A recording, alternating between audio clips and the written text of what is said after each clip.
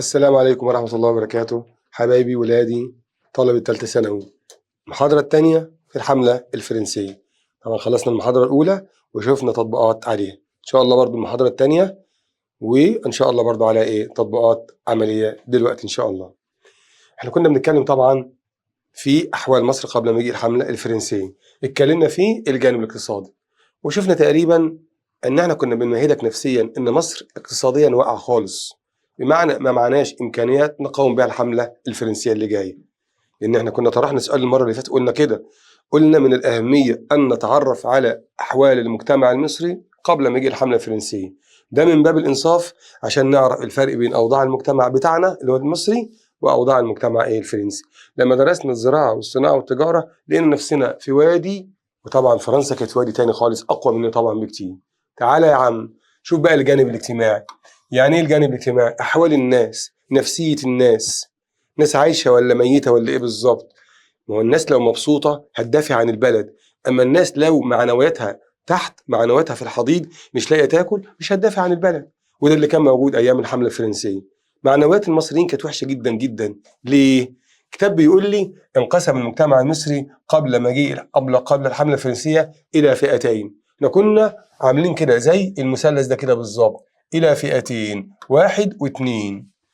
واحد ديت شوية صغيرين قد كده أهو، فئة اسمها فئة الحكام. إنما كتير القاعدة العريضة من الشعب المصري اسمها فئة المحكومين. ماشي يا سيدي، طب عادي، أي مكان في الدنيا في حكام ومحكومين، بس لا، الحكام دول غير، يعني الحكام دول واخدين كل حاجة في البلد. لا يا باشا، دول مظلومين. عادي ابقى انا حاكم وفي محكوم، بس كل واحد طبعا عايش وكل واحد واخد حقه في البلد دي. انما قبل ما جه الحمله الفرنسيه مصر كانت تنقسم الى زي ما انت شايف كده فئتين، حكام ومحكومين. من بقى الحكام؟ مش احنا، امال مين؟ قال لي اتنين، الاتراك والبكوات المماليك.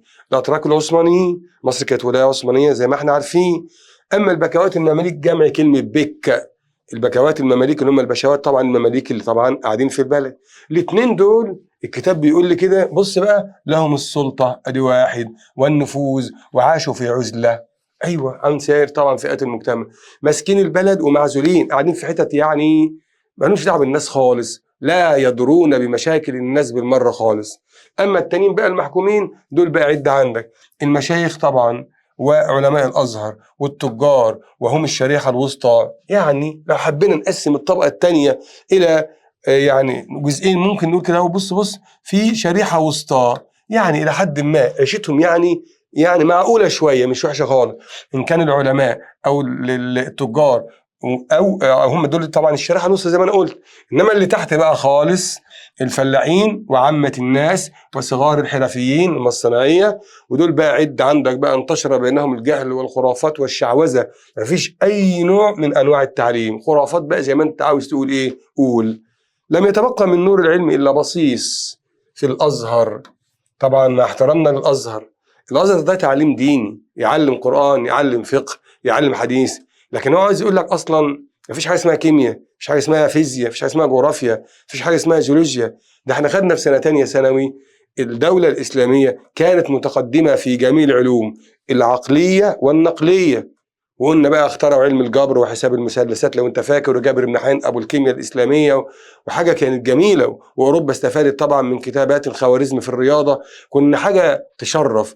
اما وكنا برضو حاجه تشرف في العلوم الدينيه. اما طبعا قبل مجيء الحمله الفرنسيه لن يتبقى من نور العلم. لو تلاقي مثلا في القريه بتاعتنا او القريه بتاعتك او المدينه بتاعتك اللي انت قاعد فيها، اللي متعلم يا دوب بس متعلم في الازهر، اما العلوم الطبيعيه محدش يعرف عنها اي حاجه خالص. وده ان دل على شيء يدل على حاله الجهل اللي مصر كانت عايشه فيها قبل مجيء الحمله الفرنسيه. يبقى باختصار عاوز اوصل لك رساله، المجتمع بينقسم الى فئتين، ناس عايشه فوق خالص، ناس فوق ولهم السلطه والنفوذ وعايشين في عزله، وناس تحت مهضوم حقهم خالص. يبقى دول يدافعوا عن البلد ضد الحمله الفرنسيه؟ يقول لك احنا مالنا، احنا لو واخدين من خيرها هندافع. انما طبعا خلي اللي واخدين خيرها اللي هي فئه الحكام يدافعوا بقى ولا يتصرفوا. اذا المصريين كانوا محبطين نفسيا بسبب وضعهم الاجتماعي. اما الجانب اللي بعد كده، احوال مصر قبل ما يجي الحمله الفرنسيه، اسمها الناحيه السياسيه. ايه الناحيه السياسيه؟ يعني نظام الحكم العثماني كان ازاي يا مستر؟ باختصار شديد لو انت فاكر في سنه تانية ثانوي كان عندنا دوله المماليك مقرها في مصر، يحكم مصر والشام وجزء من الحجاز. الدوله الايوبيه مثلا زيهم، الدوله الاخشيديه زيهم، الدوله الطولونيه زيهم. يعني كده لو عملنا تخيلنا كده ده مثلا العالم العربي، مصر اهي تمام، البلد دي تابعه لها والبلد دي تابعه اللي هي الشام او الحجاز، كله تابع مثلا لمصر. اذا مصر هي مقر الحكم ايام الطولونيين والاخشيديين والايوبيين وغيرهم. انما لما جم العثمانيين لا يا باشا، استحدث الحكم العثماني اساليب وادوات التبعيه للسلطان للسلطان العثماني. يعني ايه يا مستر؟ بص معايا كده، الدوله العثمانيه هنا كانت مقرها في الدوله العثمانيه هنا في الاستانه. كان السلطان يجتهد انه يخلي البلاد دي كلها تابعه ليه، الجزائر، طرابلس، مصر، المدينه، الشام، بلغاريا، اليونان، كل ده يبقى تابع طبعا للدوله العثمانيه. عمل اساليب خلى البلاد دي تابعه ليه، يبقى مصر تابعه، مصر ولايه تابعه للسلطان العثماني. اذا ده الوضع السياسي اهو. ازاي يا مستر بقى؟ تعال شوف معايا. وذلك عن طريق تقسيم الحكم في مصر بين 3 إدارات. قسم الحكم في مصر من 3 إدارات. السلطان حريص إن مصر تبقى تابعة ليه، إن شاء الله الدنيا تولع في بعضها في مصر. ال3 إدارات دول هم إيه؟ قال لك الأول كل منها تراقب الأخرى، وده أسلوب. هو ينفع ناظر المدرسة يراقب المدير والمدير يراقب الناظر والناظر يراقب الوكيل؟ ده كده مش هتبقى مدرسة، ده يبقى صراع. هو ده اللي السلطان عمله، خلى الهيئة الأولى اسمه الوالي، وده نائب السلطان في مصر، وده عثماني طبعا، وده طبعا نائب مين؟ السلطان. الديوان طبعا حامية عثمانية، ماشي، وسلطته مراقبة الوالي، وله صلاحية إيه؟ عزله. عثمانيين برضو، الوالي ده إيه؟ عثمانيين، تمام، مجموعة من العثمانيين، ماشي، والكبار العثمانيين موجودين في مصر، وكذلك أيضا معهم فرق إيه؟ عسكرية إيه؟ يعني عثمانية. دول سلطتهم يراقب الوالي. إذا الوالي هيخاف منه، الوالي هيخاف منه، هم كمان ممكن يخافوا من الوالي، لأن طبعا مين؟ السلطان. إذا الوضع الطبيعي معلش، طالما السلطان خلاهم يراقبوا بعضهم، يبقى ده ممكن يسيب ده بالفساد بتاعه، وده ممكن يسيب ده طبعا بالفساد بتاعه، ده يسرق في البلد وده يسرق في البلد، والاتنين تنهم كده قاعدين. أما الفئة الثالثة اسمها البكوات المماليك، ودول طبعا كانوا لإدارة شؤون الأقاليم. كانوا لإدارة شؤون الأقاليم. أقاليم يعني يا مصر المحافظات البعيدة.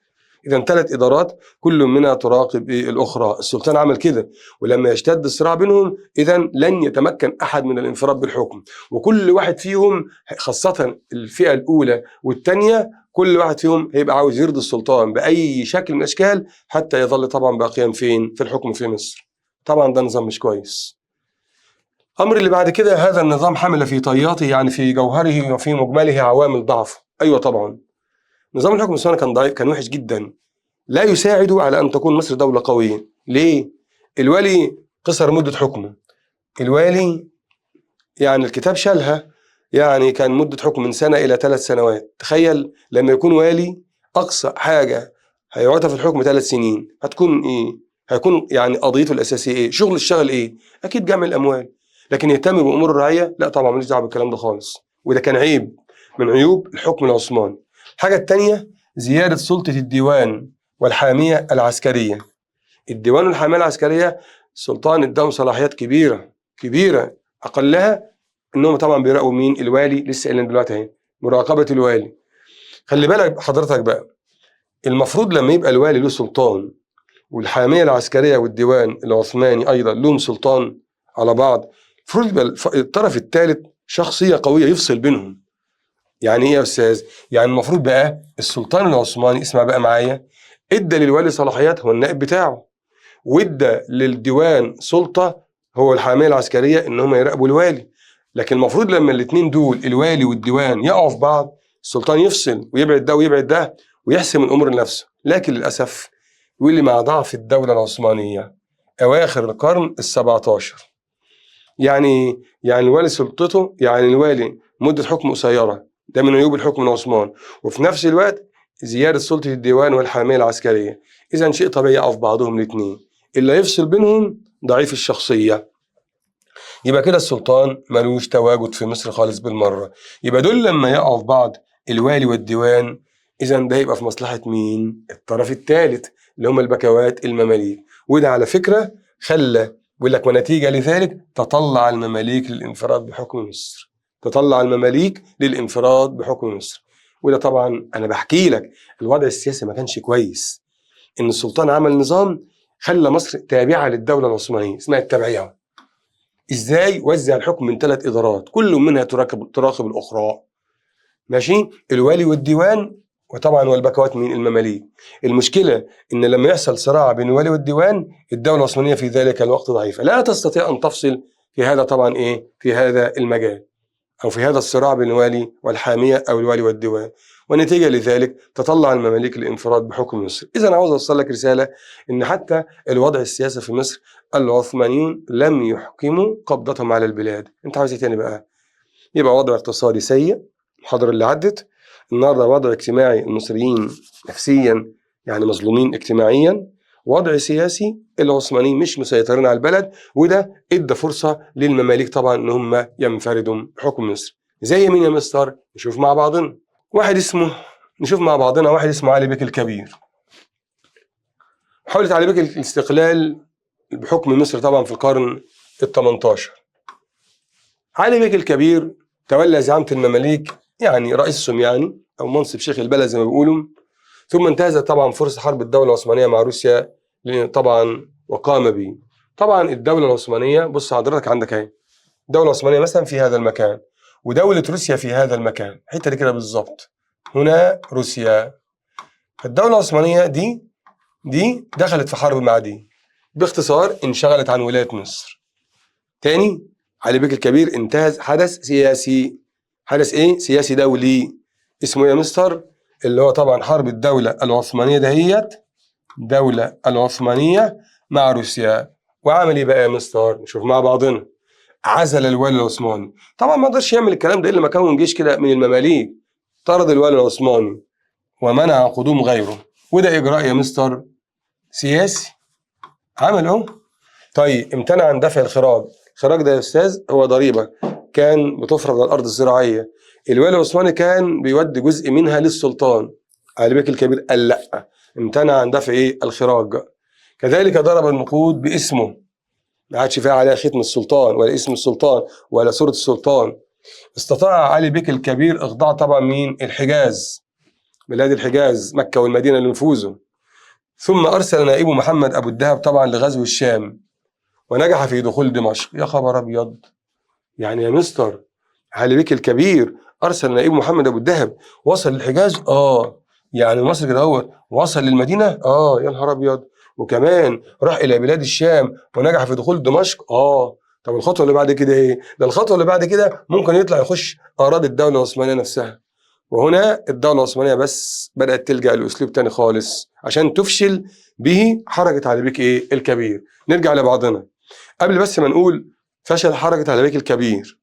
هو الإجراء ده إجراء سياسي، أول حاجة عملها علي بك الكبير. الإجراء الثاني امتنع عن دفع الخراج يعني ده إجراء اقتصادي. ضرب النقود باسمه أيضا إجراء اقتصادي. تمام. أما بقى إزالة مكانته الدينية في العالم الإسلامي، أكيد إدى كده لنفسه صبغة دينية اللي بنسميه النهاردة مثلا يعني مثلا مين النهاردة له صبغة دينية كبيرة في العالم الإسلامي؟ شيخ الأزهر مثلا، أو الملك سلمان بن عبد العزيز مثلا. ما يقولش ملك السعودية، يقول لك خادم الحرمين الشريفين، كده واخد صبغة دينية في العالم الإسلامي. ماشي. طيب مثلا عندنا مثلا في مصر البابا توادرس مثلا، تمام، مكانة دينية طبعا بين المسيحيين طبعا في مصر وفي الشرق الأوسط. فطبعا دي زي كده بالظبط لما هو يخضع الحجاز لسلطان أو لنفوذه، فطبعا ده خد كده مكانة دينية. لكن لما راح بلاد الشام ونخل دمشق والكلام ده فشل في ذلك. طيب ليه بقى فشل؟ السؤال بتاعنا. يبقى بس قبل ما نقول بس هو فشل، يبقى عمل إجراء سياسي في الأول، ثم إجراء اقتصادي، ثم إجراء اقتصادي، ثم إجراء طبعا ديني إنه أخضع الحجاز لنفوذه، ثم بعد ذلك ده في الآخر بقى فشل في دخول دمشق. السؤال: فشل حركة علي بك الكبير لأن محمد أبو الذهب انحاز بجانب السلطان. إذن يبدو أن الدولة العثمانية لجأت إلى أسلوب الخديعة، قلبوه عليه يعني باختصار يعني. حاز بجانب السلطان. واضح ان هو ما كانش في معركه عسكريه فاصله بين الدوله العثمانيه وبين محمد ابو الدهب، لا لا لا لا، هم الناس قعدوا ما قعدوا وقلبوا دماغه على سيده علي بك الكبير. كتاب قال لي كده انحاز. ولذلك محمد ابو الدهب ده شخصيه يعني الدرس المستفاد منها ان احنا نحسن اختيار الصديق، لانه طبعا يعتبر ده بالفعل خان سيده علي بك طبعا ايه الكبير. بيقول لك واتفق معه هو مع السلطان ضد علي بك الكبير وعادت مصر ولايه عثمانيه. يا معقول يا استاذ؟ مصر رجعت ولايه عثمانيه والحاكم مملوك. تخيل، والحاكم ايه؟ هو رضي بكده. يعني ايه يا استاذ ولايه عثمانيه تحت حكم المماليك او محمد ابو الدهب؟ يعني يوم الجمعه على منابر البلاد هو مملوك، اللهم احفظ امير المؤمنين فلان اللي هو السلطان العثماني. اذا محمد ابو الدهب دور على الكرسي، دور على انه يقعد على الكرسي بس. اما بقى يكون تابع للدوله العثمانيه، تابع للدوله الروسيه، تابع لفرنسا، تابع لاي حد، اهم حاجه ايه؟ تمكن من الكرسي في مصر وخلاص، تمكن من حكمه خلاص. يبقى فشلت حركه علي بك الكبير تاني بنقول بسبب انحياز محمد ابو الدهب بجانب السلطان، واتفق معه ضد علي بك الكبير وعادت مصر ولايه عثمانيه تحت حكم مين؟ محمد ابو الدهب. الغريب بقى في الامر ان اقدر اقول ايه؟ المماليك جات لهم فرصه يا مستر ان كنتوا رجعتوا الحكم اهو، حافظوا بقى على البلد. المماليك جات لكم فرصه اهو، نفسكم من زمان تستعيدوا الحكم في مصر وتطردوا العثمانيين. الفرصه جات لكم اهيت ان محمد ابو الدهب قعد على الحكم. ولكن بعد وفاه محمد ابو الدهب طبعا شهدت مصر صراع بين المماليك انفسهم. صراع بين المماليك انفسهم. المماليك طبعا فرق في مصر، وزي ما كنا خدنا في تانية ثانوي بعضها المماليك البحريه والمماليك البرجيه والكلام ده، يعني هما فرق دايما مش متحدين مع بعضهم. لما محمد ابو الدهب مات تصارعوا على السلطه، وقعوا في بعضهم المماليك. طب سيبك بقى من وقعوا في بعضهم دي دلوقتي، النتيجه التي ترتبت على اقتصادنا احنا قال لك تدهور اقتصاد مصر. اسمع الكلمه ديت، وتقلص التجاره الخارجيه. تقلص يعني نقص التجاره الخارجيه. اسمع بقى معايا، التجاره الخارجيه يعني ايه يا مستر؟ يعني صادرات، يعني واردات. إذا الصادرات ضعيفة والواردات ضعيفة. يعني إيه يا مستر؟ يعني الميزان التجاري في مصر كان ضعيفا. الميزان التجاري ده بيسجل لك الصادرات والواردات. كتاب قال لي يعني تخلص التجارة الخارجية، الصادرات ضعيفة والواردات هي كمان ضعيفة. مش مثلا واحدة زادت واحدة قلت، لا، الاتنين تفهم الكلمة دي. وطبعا صادرات وواردات يعني ميزان تجاري، إذا الميزان التجاري تقلص هو كمان. إذا في نقص صادرات ونقص واردات. أما يجي في الامتحان يقول لك ترتب على يعني أو بعد وفاة محمد أبو الدهب تدهور اقتصاد مصر، وهذا يعني زيادة صادرات وقلة واردات، أو زيادة واردات وقلة صادرات، لا يا حبيبي، الاتنين كان فيهم نقص إن كان صادرات وإن كان واردات. وعندما جاءت الحملة الفرنسية كانت مصر طبعا، ودي مصيبة كمان هي تعرفها، تحت حكم ثنائي مملوكي إبراهيم بيك ومراد بيك. تاني، مصر كانت تحت حكم ثنائي مملوكي. مين يا مستر؟ مصر كانت تحت حكم ثنائي مملوكي. مين؟ إبراهيم ومراد. ينفع؟ ده بس أنا عاوز أوريك قد إيه الوضع السياسي في مصر كان مؤسف. الناحية السياسية كانت مؤسفة، إن لما نابليون جه مصر كانت تحت حكم الثنائي المملوكي إبراهيم طبعا ومراد. إذا خلاصة الأمر، الوضع السياسي خدناه النهاردة ليس في صالح المصريين. مفيش نظام في البلد يستطيع من خلاله، مفيش حكومة منظمة قوية تستطيع إنها تلم الشعب وراها إنها تتصدى لمين؟ الحملة الفرنسية. يعني المماليك في وادي، وطبعا والعثمانيين طبعا اتخذلوا طبعا بعد حركة علي بك الكبير. إذا المماليك حتى لما محمد أبو الدهب مات يعني شهدت مصر صراعات بين المماليك.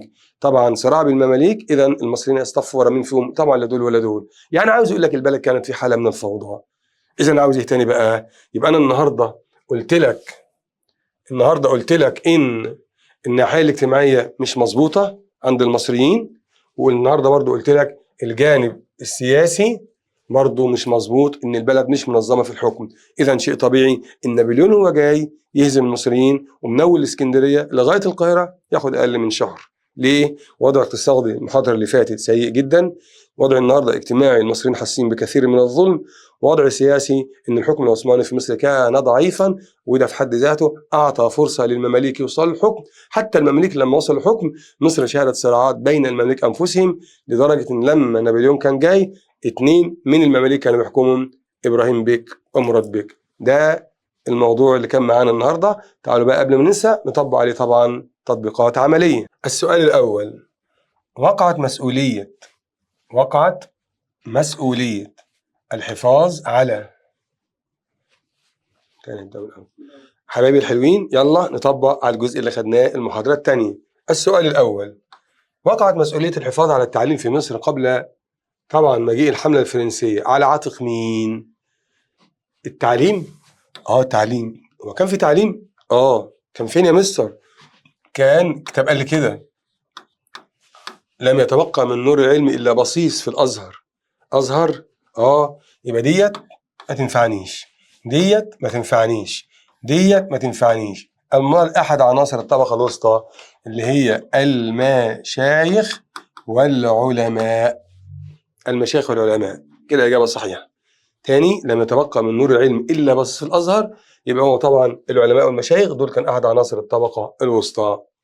السؤال الثاني: يوجد ارتباط واضح بين السياسة الاقتصادية لحكام الأقاليم. سؤال صعب للطالب الذكي. السياسة الاقتصادية لحكام الأقاليم في مصر أواخر القرن 18. يعني مثلا يا مستر، يعني أواخر القرن 18، يعني بعد السنة ديت مثلا، يعني أواخر القرن الكام؟ 18 أو قبلها كمان، ممكن أقول من 1780. يوجد ارتباط واضح بين السياسة الاقتصادية حكام الأقاليم. اللي هم مين؟ مين فاكر؟ المماليك كانوا بيعملوا إيه في مصر أواخر القرن 18؟ كانوا بيعتادوا على تجارة الفرنسيين، صح؟ عشان كده لويس ال16 ونابليون كان من ضمن أهدافهم يعني نعدي بالتجارة بتاعتنا نروح مصر ونأمنها من خطر مين؟ المماليك. يبقى في ارتباط واضح بين سياستهم وأوضاع التجارة الخارجية لفرنسا. يعني التجارة الخارجية لفرنسا لها علاقة بالموضوع ده؟ متهيألي أيوة، إن التجارة الخارجية لفرنسا كانت متدهورة بسبب إن المماليك كانوا دايما كل شوية يسطوا، يعني يعتدوا وينهبوا تجارة الفرنسيين. عشان كده نابليون كان مصر إن هو يجي بحملة إلى مصر يؤمن تجارة فرنسا في مصر من خطر المماليك. تاني السؤال: في ارتباط واضح بين سياستهم وده إن حكام الأقاليم الحرمية النهابين ده كانوا سبب في تدهور أوضاع التجارة الخارجية لفرنسا. عشان كده نابليون كان من ضمن أهدافه يجي مصر عشان يأمن تجارة فرنسا في مصر من خطر المماليك. لها علاقة الموضوع ده بسيطرة إنجلترا؟ لا طبعا خالص، بطريقة رأس الرجاء الصالح. لها علاقة بعدم إرسال الضريبة؟ اللي ملهاش علاقة خالص للدولة العثمانية. تغيير النظام المالي للحكومة المصرية لا اتغير ولا اتعمل في أي حاجة خالص. إذا الإجابة يا شباب ألف. في ارتباط بين دول ده وده، إن سياسة دول أدت إلى تدهور التجارة الخارجية طبعا في مصر، الفرنسية طبعا اللي كانت بتمر من مصر. استحدث الدولة العثمانية نظاما جديدا لحكم مصر يعتمد على نظام الحكم العثماني كان ايه؟ 3 إدارات كل منها تراقب ايه؟ الأخرى. كل منها تراقب ايه؟ الأخرى. والهدف منه في الأول وفي الآخر ايه يا مستر؟ التبعية للدولة العثمانية. استحدث السلطان أساليب وأدوات التبعية، هدفه إن مصر تظل تابعة للسلطان عن طريق ايه يا مستر؟ خد عندك: توزيع السلطة السياسية يمشي. ايه السلطة السياسية؟ والي وديوان ومماليك، وكل منهم طبعا له سلطة على التاني. طيب قوة سلطة الوالي والديوان؟ لا، قوة سلطة الديوان بس، ما ينفعش دي خالص. منح التسهيلات للأجانب ملهاش علاقة بالحكم. كان في تسهيلات للأجانب لكن ملهاش علاقة طبعا بالحكم. سيطرة المماليك على سلطة الحكم؟ لا، ما سيطرش ولا حاجة. إذا توزيع السلطة في مصر، وتقريبا برضه يعني هي مجرد صيغة بتختلف مش أكتر ولا أقل. حمل نظام الحكم العثماني في مصر في طياتها عوامل ضعف، ويرجع ذلك إلى الصراعات المتواصلة بين المماليك؟ لا ملهاش علاقة. احنا عارفين نظام الحكم العثماني يرجع ضعفه إلى عاملين 2: إما قصر مدة حكم العثماني، وإما زيادة سلطة الديوان والحامية مع ضعف الدولة العثمانية. ده اللي احنا قلناه من شوية. طب ثورات المصريين متكررة؟ ما حصلش. طب ضعف سلطة الحامية العثمانية؟ ما حصلش، ده سلطتها كانت قوية على الوالي. طيب تعدد هيئات الحكم؟ إن في والي، في ديوان، في مماليك، وكانت كل سلطة طبعا أو كل هيئة طبعا تراقب إيه الأخرى زي ما احنا عارفين. يعني تقريبا السؤال ده هو طبعا السؤال اللي عدى ده ما يختلفش طبعا. السؤال ده يا جماعة ما يختلفش طبعا عن هذا السؤال، يعني في المعنى طبعا عموما. ده ضعف الدولة العثمانية حكمها في مصر، وده ضعف طبعا الدولة العثمانية في أسلوب حكمها طبعا فين؟ في مصر. اللي بعده، يوجد ارتباط بين السياسة الخارجية للدولة العثمانية مع روسيا في النصف الثاني من القرن 18. نص تاني، أو بص معايا بعد السنة دي، نص الثاني من القرن 18. تمام، قرن 18 أول محاضرة، وهتنسى قلنا طبعا حركة علي بيك الكبير قامت في عام 1768 في ارتباط بين السياسة الخارجية للدولة العثمانية. السياسة الخارجية قلت لك في المصطلحات بتاعة المفاهيم إن أنا يبقى لي علاقات مع الدول الأخرى بالسلب أو الإيجاب. الدولة العثمانية في النص الثاني من القرن 19 علاقتها كانت مع روسيا إيه؟ حرب، لو أنتم فاكرين. حرب لو أنتم فاكرين، استغلها علي بيك الكبير في الاستقلال بمصر عن الدولة إيه؟ العثمانية. يبقى الإجابة إيه بقى؟ على طول وأنا مغمض، قيام الحركة الانفصالية في مصر أو الحركات اللي هي من خلال علي بيك الكبير. وإحنا شرحنا برضه في محاضرة المفاهيم الكلمة ديت، اوعى تنسى. عشان كده أنا فضلت أبدأ بمحاضرة المفاهيم ديت. حركة انفصالية يعني إيه؟ بفكرك بها، شخص ما يريد الانفصال بولاية عن الدولة العثمانية. علي بيك الكبير عمل كده، لكن حركته زي ما قلنا في المحاضرة لم تنجح. طيب، يبقى في ارتباط بين ديت وديت تمشي. أما نهاية الطموح السياسي لفرنسا لا طبعا مش معنا خالص. مجيء الحملة الفرنسية لا مش معنا خالص. الحملة الفرنسية دي جت في مرتبط الأمر بالصراع مع الدول الأوروبية. صراع المماليك عقب وفاة محمد أبو الدهب، لا الخطوة دهيت جت طبعا بعد الموضوع ده بكتير، ملهاش طبعا علاقة طبعا بها خالص. أما السؤال اللي بعديه، ارتبطت نتيجة الحركة الانفصالية التي قامت في مصر، حركة علي بيك الكبير، ارتبطت بها نتيجة. إيه النتيجة اللي ارتبط بها؟ عد عندك بقى. ينفع ديت يا مستر؟ حركة علي بيك الكبير أدت إلى قوة الشعب المصري؟ لا طبعا. قلة عدد جيوش المماليك؟ لا طبعا. مساندة انجلترا للمماليك؟ لا طبعا، دي لسه في مرحلة لاحقة هنقول عليها بعدين. طيب، انقسام صفوف المماليك، هو بعد حركة انفصالية ايه اللي حصل؟ علي بيك الكبير مشي وجي محمد ابو الدهب، وبعد وفاة محمد ابو الدهب حدث انقسام بين المماليك. ايوه تمشي. عندما جاءت الحملة الفرنسية كانت مصر تحت حكم ثنائي مملوكي ابراهيم ومراد، اذا اجابة صحيحة تمشي. تمام. بعد كده عندنا سؤال بيقول يمكن التوقع. بعد كده عندنا سؤال بيقول يمكن التوقع في حالة نجاح حركة علي بيك الكبير في تحقيق طموحاته. علي بيك الكبير كان يريد الاستقلال عن الدولة العثمانية، كان يريد ضم مصر والشام أو يضم الشام والحجاز إلى مصر. الحركة بتاعته فشلت. طب لو كانت نجحت يا مستر، يمكن التوقع إيه بقى في الأربعة دول؟ تتقلص المكانة الدينية للسلطان، والسلطان مكانته الدينية واخدها منين عشان تبقى عارف؟ مش موضوع أمير المؤمنين. هو أمير المؤمنين دي مكانة دينية وكل حاجة، لكن برضو استكمال المكانة الدينية إنه يشرف على بلاد الحجاز. طب هو كعلي بيك الكبير كان خد بلاد الحجاز؟ محمد أبو الدهب كان أخدها. إذا لو حركة علي بيك الكبير تمت بالنجاح له، ممكن فعلا كان الأمر ده يحصل، تتخلص المكانة الدينية، لكن مش هتنتهي.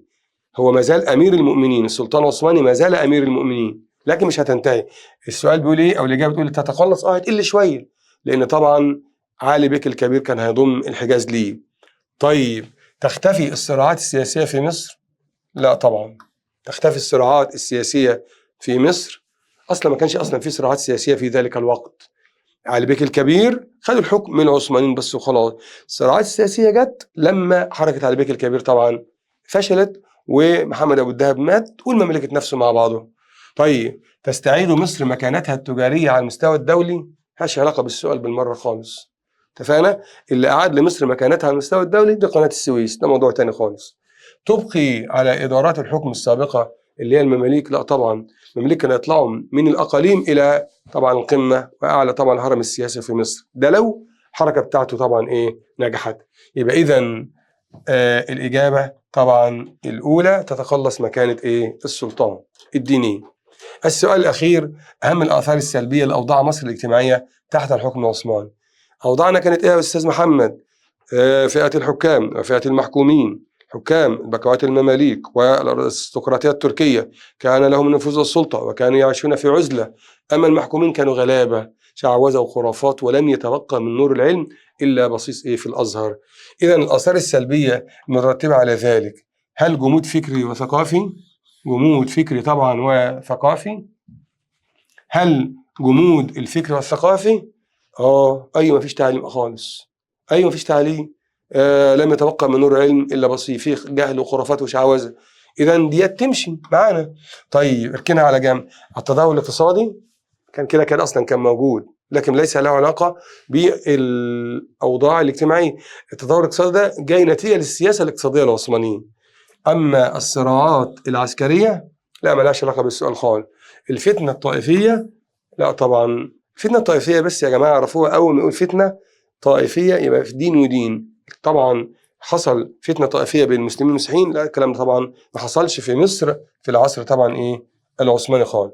يبقى دي غلط ودي غلط ودي غلط ودي صح، اللي هي طبعا انتشار الجهل والخرافات والشعوذة، ولم يتبقى من نور العلم إلا بصيص في الأزهر. معنى ذلك ما عندناش أي خلفية عن العلوم الحديثة. شكرا لكم، ونلتقي في المحاضرة القادمة. أشطر أب، تعليمك بقى أشطر.